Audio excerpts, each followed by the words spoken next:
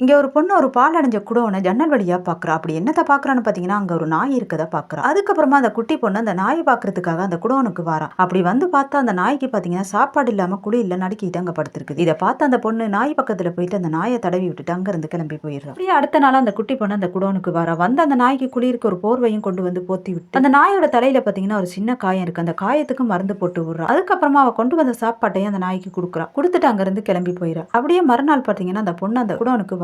அப்படி வரும்போது அந்த நாய் பாத்தீங்கன்னா உடம்பு சரியாகி ஓரமா நின்று இந்த பொண்ணை பார்த்து குறைக்க ஆரம்பிக்குது. இதை பார்த்தோன்னா அந்த பொண்ணு ரொம்ப சந்தோஷப்படுறா. அதுக்கப்புறமா அவ கொண்டு வந்த சாப்பாடு அந்த இடத்துல வச்சுட்டு அங்க இருந்து கிளம்பி போயிடுறா. அந்த நாயும் பாத்தீங்கன்னா அந்த பொண்ணு பின்னாடியே போக ஆரம்பிக்குது. அப்படி போனா அந்த பொண்ணு ரோட கிராஸ் பண்ணி அந்த பக்கமா இருக்க ஒரு டோரை ஓபன் பண்ணி உள்ள போறா. இதையும் இந்த நாய் பார்த்துட்டு அந்த இடத்துலயே உட்காந்துருக்கு. அதுக்கப்புறமா அந்த பொண்ணும் கூட இன்னொரு பொண்ணு அந்த டோரை ஓபன் பண்ணி வெளியே வராங்க. இதை பார்த்து அந்த நாய் ரோட கிராஸ் பண்ணி அந்த பொண்ணு பின்னாடியே போக ஆரம்பிக்குது. அப்புறமா அங்க இருக்க ஒரு படிக்கட்டு மேல ரொம்ப கஷ்டப்பட்டு அந்த நாய் ஏறி வருது. அந்த பொண்ணு பாத்தீங்கன்னா ட்ரெயின்ல ஏறுறதுக்காக போறா. இதை பார்த்து அந்த நாய் எப்படியாவது அந்த பொண்ணு கிட்ட போயிடலான்னு பார்க்கும்போது அந்த பொண்ணு ட்ரெயின்ல ஏறிடுறா. இதை பார்த்தது இந்த நாய் எதையுமே யோசிக்காம அந்த நன்றியுள்ள நாய் பாத்தீங்கன்னா ட்ரெயின் பின்னாடியே ஓட ஆரம்பிக்குது. ஒரு வழியா அந்த ட்ரெயின் நிக்கிற இடத்துக்கு வந்துருது. இந்த பொண்ணு அந்த நாயை பாத்துறா. அந்த நாய் இந்த பொண்ணை பாத்துருது. அடுத்த வீடியோவை நம்பர் 2ல பார்க்கலாம்.